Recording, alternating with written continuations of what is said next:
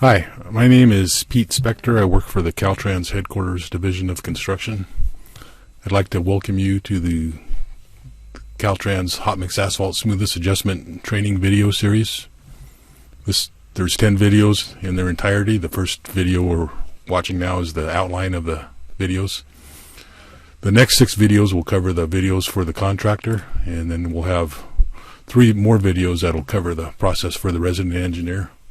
It's probably a good idea that the contractor and resident engineer watch each other's videos so they can understand the overall process. So the contractor's first video will cover an overview of the spreadsheet. That's approximately a 13-minute long video.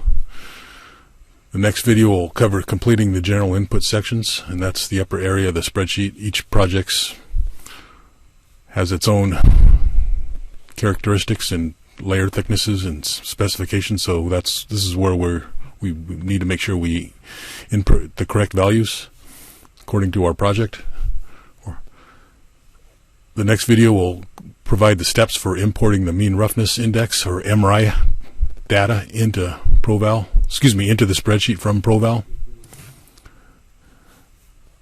The video number 5 will cover the naming and saving of the Excel spreadsheet and the ProVal project file. So each lane will have a payment adjustment request, and there may be more than one file per lane if you have different structural sections or staging characteristics. So anyway, so each payment adjustment request will have its own spreadsheet and an accompanying ProVal project file, and that ProVal project file has all the profile data collected by the contractor in one file.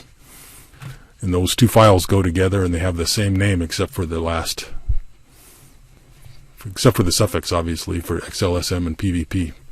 So that file name gets constructed automatically using the spreadsheet function, so based on all the input you entered into the general input sections. Each file name will be unique. The 6th video will cover the contractor's completion of the spreadsheet. This is the longest video, a little over 18 minutes, and we'll walk through all the steps necessary to complete the analysis. And the last video, we kept this as a separate video, and this will cover the full and partial width segment correction options. The 8th video will be the first of the 3 for the resident engineer. These are still under production as of today. And this will basically go through a checklist of what items the resident engineer will need to check when he receives that payment adjustment request. The 9th video will go over how the engineer uses his own inertial profile runs to verify the contractor's runs. There's a requirement that we run a minimum of 10% over the same profile runs that the contractor ran, and then those overall values have to be within 10% of each other.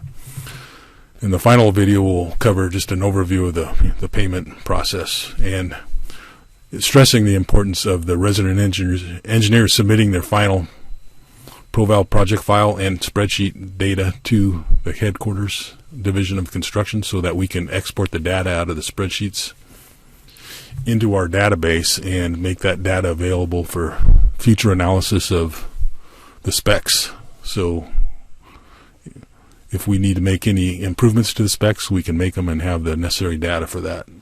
So that's the end of this training video outline, and we'll move on to video number 2.